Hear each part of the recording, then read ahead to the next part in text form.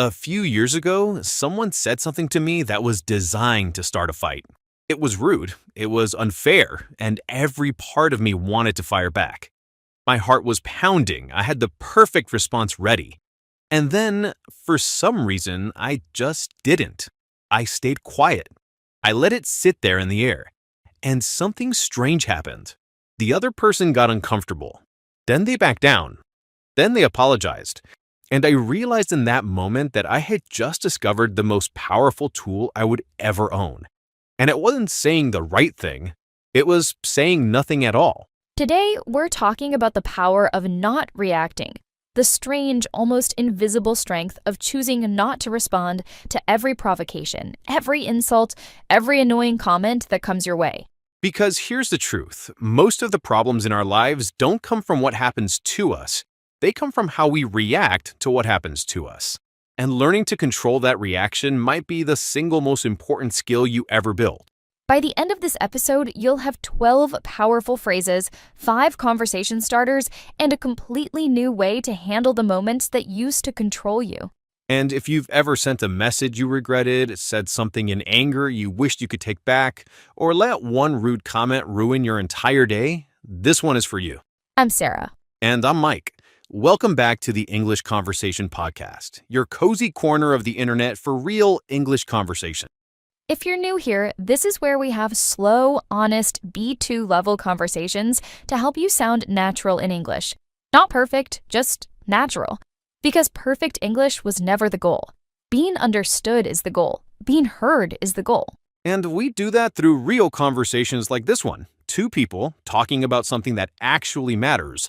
Slowly enough that you can follow along, naturally enough that the language sinks in without you even trying. And if you've been here a while, thank you. Genuinely, we see your comments, your shares, the messages you send us. You're the reason this little channel feels so alive. You built this with us, one conversation at a time. So, Mike, you opened with that story, the one where you stayed quiet and it changed everything.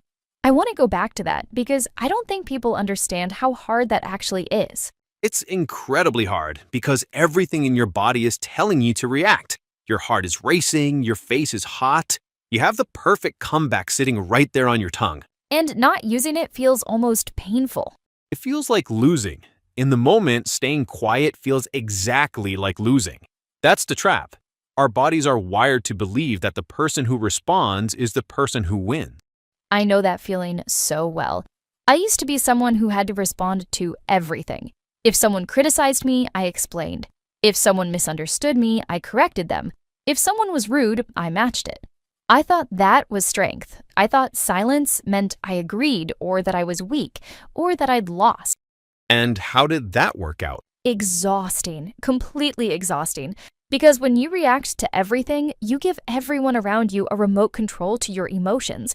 Anyone can press a button and change your entire mood. A stranger in traffic, a rude comment online, a coworker in a bad mood. They all had power over me, and I handed it to them, for free, every single day. That's such a powerful way to put it, a remote control to your emotions. And the day I started taking that remote control back, slowly, clumsily, one moment at a time, my whole life got quieter. Not because the world got quieter, because I stopped reacting to all of it. And honestly, this connects so directly to learning English, because so many of our listeners react to every single mistake they make. One wrong word and the panic takes over. One confused look from a native speaker and the whole conversation collapses. Yes, they react to the mistake instead of just continuing past it. And that reaction, that panic, does far more damage than the mistake ever could. So today we're going to talk about how to build that pause, that small, powerful space between something happening and you responding to it, in your life and in your English. And before we dive in, if you want the full transcript, all 12 phrases written out, the 5 conversation starters, and a 7-day challenge to practice not reacting in your own life, the free PDF is in the description. Completely free, no email needed. And tell us in the comments what's something you used to react to that you've learned to let go of. We genuinely want to know. We read every single answer. Okay, let's begin. So let's start at the beginning. Why do we react so quickly in the first place? Why is not reacting so hard? Because reacting is automatic, it's built into us. When something feels like a threat, even a small one, even just a rude comment, your body responds before your mind has a chance to think. The famous fight or flight response. Exactly. Your heart speeds up, your muscles tense, stress chemicals flood your body, and all of this happens in less than a second. Before you've even decided what you think, your body has already decided how to feel.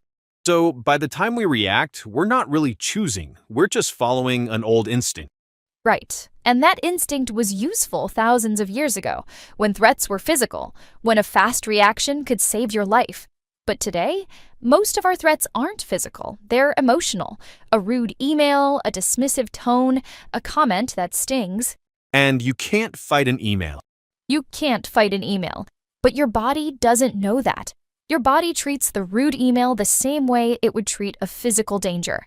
Same racing heart, same flood of chemicals, same urge to respond immediately. And that's where we get reactive. That's a good word, reactive. Responding quickly and emotionally without stopping to think first. A reactive person is controlled by whatever happens around them. If the day's good, they're good. If someone is rude, they're upset. If a plan changes, they panic. They have no inner stability. They're just bouncing from one reaction to the next. And it's exhausting. We said that earlier, but it's worth repeating. Living reactively is one of the most tiring ways to live because you never get to rest. You're always responding to the next thing. And here's what most people don't realize. Every time you react, you're training your brain to react more. Reactions are like a path through a forest. The more you walk that path, the clearer and easier it becomes. So the more you react, the more automatic reacting gets. But the opposite is also true, right? The opposite is also true. Every time you pause instead of reacting, you build a new path, a calmer one, and over time, that new path becomes the automatic one. That's the whole game. You're not trying to never feel anything, you're trying to build a new default. And this is so real for English learners because the moment you make a mistake, your brain treats it like a threat. Your heart speeds up, the panic floods in, and suddenly you can't remember any of the English you actually know. Your English didn't disappear, your reaction buried it. The panic got there first. And if you can learn to not react to the mistake, to just pause, breathe, and keep going, your English comes right back. So the skill we're building today protects you in difficult conversations and in your English. Same skill, same pause. So let's talk about that pause, because the whole power of not reacting lives inside one small moment, the space between what happens and what you do about it. And it really is small. We're talking about 1 second, maybe 2. The tiny gap between the trigger and the response. And in that gap, everything changes, because in that 1 second, you go from being reactive to being responsive. Responsive, choosing your response thoughtfully instead of just reacting automatically. That's a beautiful distinction, reactive versus responsive. They sound similar, but they're opposites. Completely opposite. A reactive person is controlled by the moment. A responsive person controls how they meet the moment. And the only difference between them is the pause. That's it. That one small space. Viktor Frankl wrote about this. He said something like, between stimulus and response, there's a space. And in that space is our power to choose our response. And in our response lies our growth and our freedom. That's one of my favorite ideas in the world. The space is where your freedom lives. Without the space, you're not free. You're just a machine, responding automatically to whatever pushes your buttons. But how do you actually create that space? Because in the moment, it feels impossible. The reaction comes so fast. It starts with noticing. Just noticing the feeling rising in your body before you act on it. The heat in your face, the tightness in your chest, the urge to speak. Most people never notice these signals, they just react. But the moment you start noticing them, you've already created a tiny bit of space. Because you can't pause something you don't notice. Exactly. Awareness is the beginning of the pause. And then, once you notice the feeling, you do one simple thing. You breathe. One breath. That's the whole technique. One breath before you respond. It sounds too simple to work. It does, but that one breath does something powerful. It interrupts the automatic reaction. It gives your thinking brain just enough time to catch up with your feeling brain. And in that one breath, you often realize, I don't actually need to respond to this at all. Which is the secret most people never learn. You don't have to respond to everything. Someone says something rude, you don't have to answer. Someone tries to provoke you, you don't have to take the bait. Someone is wrong about you, you don't always have to correct them. Not responding is also a response, and often it's the most powerful one, because silence forces the other person to sit with their own words, and their own words usually do more damage to them than anything you could have said. And in English, this pause is gold, because when you pause before you respond, you sound more thoughtful, more confident, more in control. The pause that you think makes you look slow actually makes you look composed. Native speakers pause all the time. They say, let me think about that. They take a moment. The pause isn't a weakness in English. It's a sign of someone who thinks before they speak. So that one breath protects your peace and improves your English at the same time. One small habit, two big results. Let's talk about why this is so powerful, because not reacting doesn't just protect you, it actually shifts the power in any situation. Yes, and this is the part that surprises people. We think the powerful person is the one who reacts strongly, but it's actually the opposite. The powerful person is the one who can stay unmoved. Because reacting gives away your power. Every time you react, you're showing the other person exactly which buttons work. You're handing them a map of how to control you. And some people are looking for exactly that map. They say something provocative just to see if you'll react. To provoke someone means to deliberately try to get a reaction out of them. And the moment you react, they win. They found the button. But when you don't react, when you stay calm, unmoved, composed, suddenly they have nothing. The button doesn't work. And that's deeply unsettling for someone who relies on getting reactions out of people. I think of it like this. Imagine someone is trying to start a fire, and they keep throwing sparks at you, hoping you'll catch. Every reaction you give them is dry wood. It feeds the fire. But your calm is water. It doesn't matter how many sparks they throw. Water doesn't catch fire. Oh, that's good. Be water, not wood. Be water, not wood. And here's the thing. A person throwing sparks at water eventually feels ridiculous. They run out of energy. They give up because you gave them nothing to burn. And this requires real composure. Composure, staying calm and in control of your emotions, especially when someone is trying to break it. And composure is magnetic. People are drawn to it. Think about the people in your life that you respect the most. I'd bet they're not the ones who react to everything. They're the ones who stay steady, the ones who don't get pulled into every drama. The ones you can't rattle. The ones you can't rattle. There's something almost intimidating about a person you cannot provoke. They seem to operate on a different level. And they do because they've stopped giving their power away. And in English conversations, this is everything. Because when you don't react to your own mistakes, when you make an error and just keep going, calm and unbothered, you project a confidence that most learners never reach. The mistake becomes invisible. Because you didn't react to it, the listener doesn't react to it either. You set the tone. Your calm tells them this is fine, we're continuing, nothing happened here. Your reaction is the thing that turns a small mistake into a big moment. Remove the reaction, and the mistake just disappears into the conversation. Indifference in the right dose is a superpower. Indifference simply not being affected by something that used to bother you. Not coldness, just this doesn't have power over me anymore. But here's something really important we have to say, because this idea can be misunderstood in a dangerous way.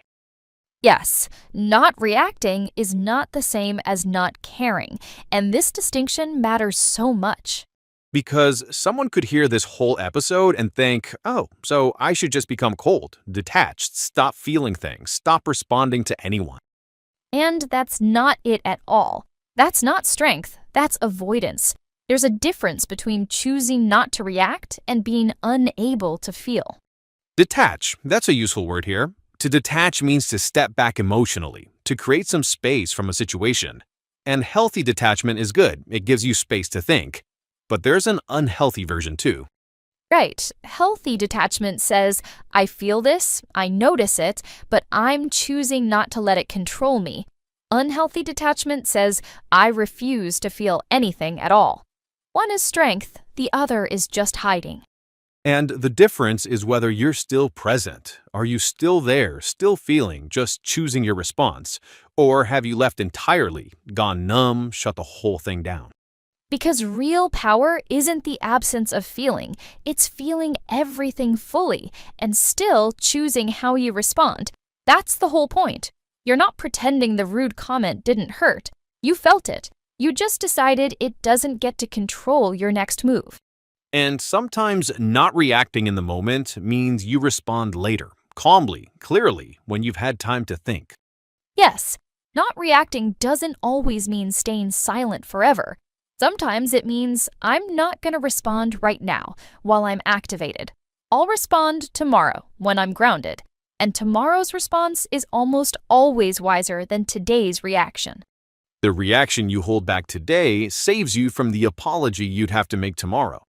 And there are moments when you absolutely should respond. When something is genuinely wrong, when a boundary is crossed, when something needs to be said. Not reacting doesn't mean being a doormat. It means choosing your moments instead of reacting to all of them. So we're not telling you to feel nothing, we're telling you to feel fully and respond wisely. Steady, not cold. Present, not absent. Choosing, not avoiding. That's the difference between strength and shutdown. And for English learners, this means you still engage, you still speak, you still put yourself out there. You just don't let every awkward moment or every mistake throw you off course. Not reacting to your fear doesn't mean you don't feel the fear. It means you speak anyway, with the fear, and refuse to let it stop you. Let's talk about what reacting to everything actually costs you, because I think people underestimate how expensive it is. It's expensive in ways we don't even notice. First, there's the emotional cost. When you react to everything, your emotions are never your own. You're constantly being pulled around by other people's moods, other people's words, other people's bad days. You never get to just be. You become a passenger in your own emotional life. Someone else is always driving. Then there's the relationship cost, because reactions damage relationships. The angry message, the defensive comment, the thing you said in the heat of the moment. Most of the deepest wounds in relationships come from reactions, not from real problems. How many friendships have ended over something someone said in a reactive moment? Something they didn't even really mean. So many. Because in the moment, the reaction felt justified. It felt necessary. But a week later, the relationship is damaged and the original issue is forgotten. All that's left is the wound the reaction caused. And then there's the reputational cost, because people remember how you handle pressure. They remember who stayed calm and who fell apart. They remember who reacted and who responded. Your reputation is built in difficult moments, not easy ones. Anyone can be pleasant when things are going well, but the person who stays composed when things go wrong, that person earns a different kind of respect, a lasting kind. And finally, there's the cost to your own peace. Maybe the biggest cost of all. When you react to everything, you carry everything. Every annoyance, every slight, every rude comment, you carry it with you for the rest of the day. The argument you had in the morning ruins your afternoon. The comment someone made ruins your evening. Because reactions don't end when the moment ends. They follow you. You replay them. You think of better things you could have said. You stay activated long after the situation is over. But when you don't react, when you let something pass without picking it up, it doesn't follow you. You leave it where it happened. You walk away light. And that lightness is one of the greatest gifts you can give yourself. Not every comment deserves your energy. Not every provocation deserves your peace. Not every battle is yours to fight. And learning which battles to walk away from, that's not weakness. That's wisdom. That's maturity. That's the quiet strength of someone who has decided their peace is worth their pride. And in English, the cost of overreacting is the same. Every time you panic over a small mistake, you carry it. It makes the next sentence harder and the next until the whole conversation feels like a struggle. But the learner who lets mistakes pass, who doesn't react, doesn't apologize, just keeps flowing, that learner enjoys the conversation. And enjoying it is what makes them keep going, which is what makes them fluent. Okay, so how do we actually build this? Because knowing about the pause and using the pause are two different things. They really are, and the honest answer is it's a practice. You don't decide to become non-reactive and wake up changed. You build it, one moment at a time, often by failing first. So where do we start? You start by noticing your triggers. A trigger is something that reliably sets off a reaction in you. For some people, it's criticism. For others, it's being interrupted, or being ignored, or being told they're wrong. Everyone has their own specific buttons. And once you know your triggers, you can see them coming. Exactly. The trigger loses some of its power the moment you can name it, when you can say, this is the thing that usually makes me react. You've already created a little distance from it. You're watching the trigger instead of being controlled by it. What's next? Next is the pause we talked about, the one breath. But here's the practical part. You have to practice it on small things first.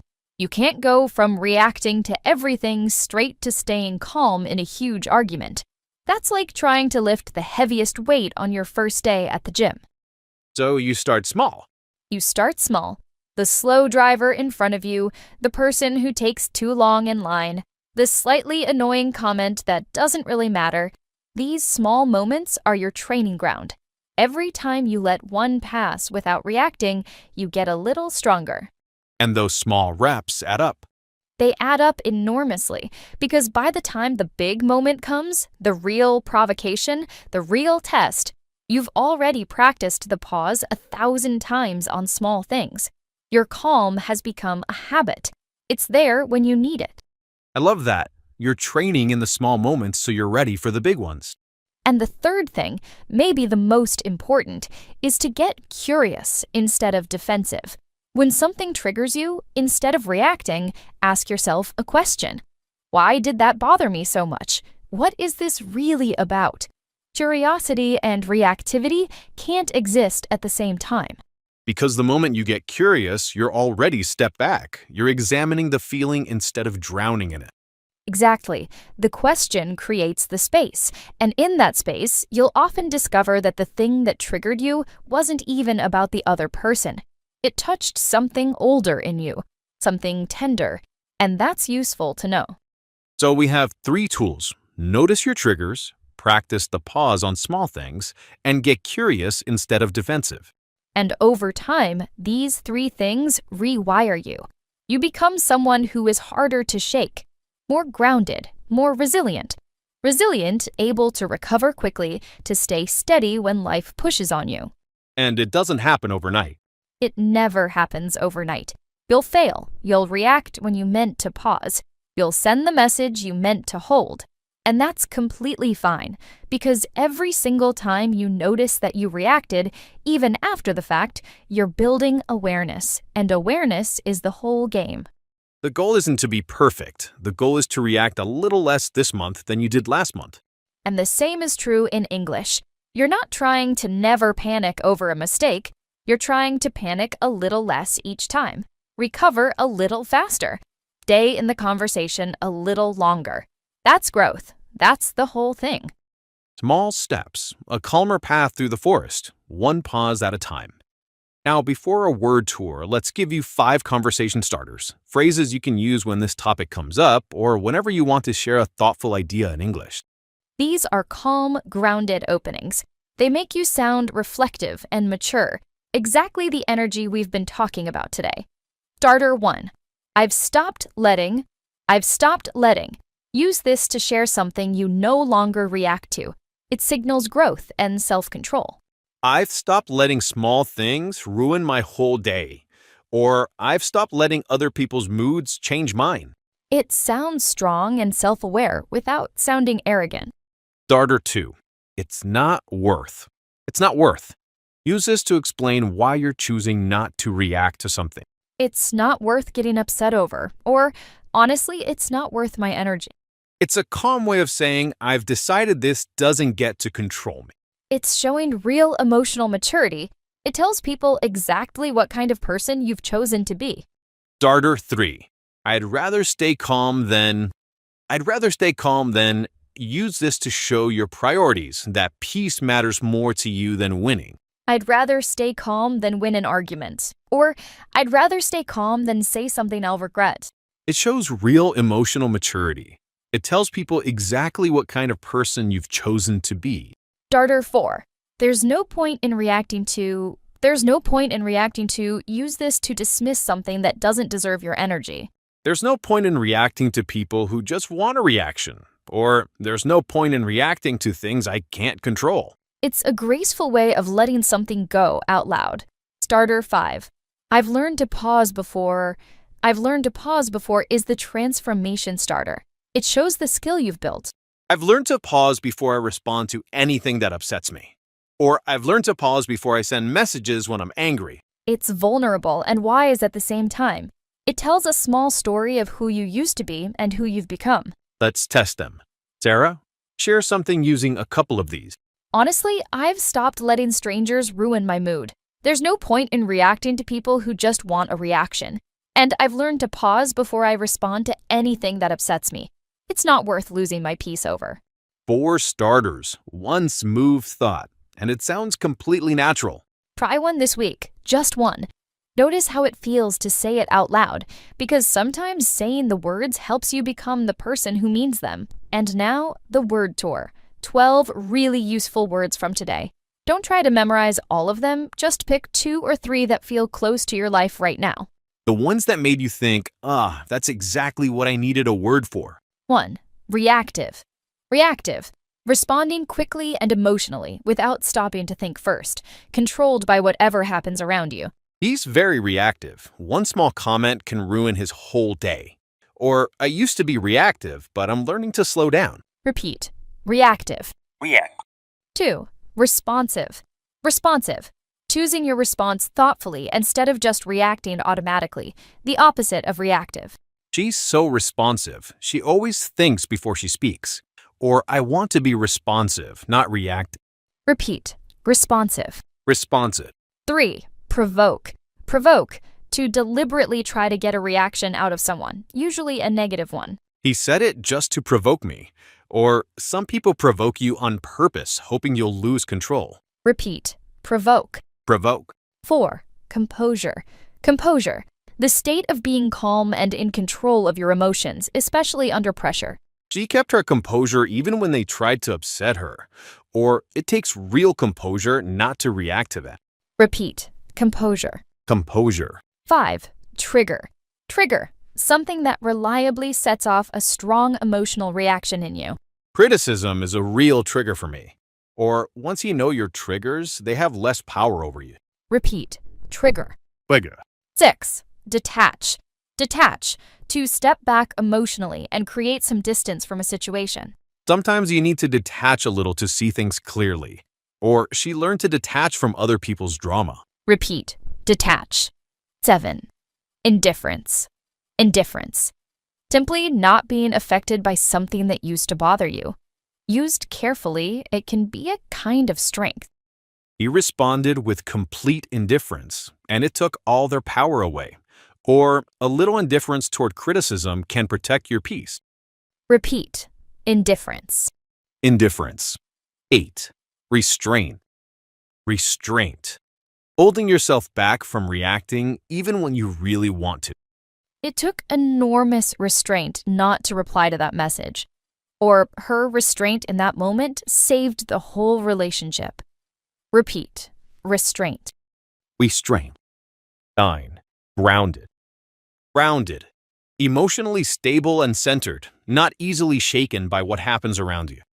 She stayed grounded even when everyone else panicked. Or, I feel more grounded when I pause before reacting. Repeat. Grounded. Grounded. 10. Unshaken. Unshaken. Staying steady and calm even when something tries to disturb you. He remained unshaken by their insults. Or there's something powerful about a person who stays unshaken. Repeat. Unshaken. Unshaken. 11. Resilient. Resilient. Able to recover quickly and keep going after something difficult. Not reacting to every problem makes you more resilient over time. Or resilient people feel the hit, then get back up. Repeat. Resilient. Resilient. 12. Level-headed. Level-headed. Calm, sensible, and able to make good decisions even in difficult situations.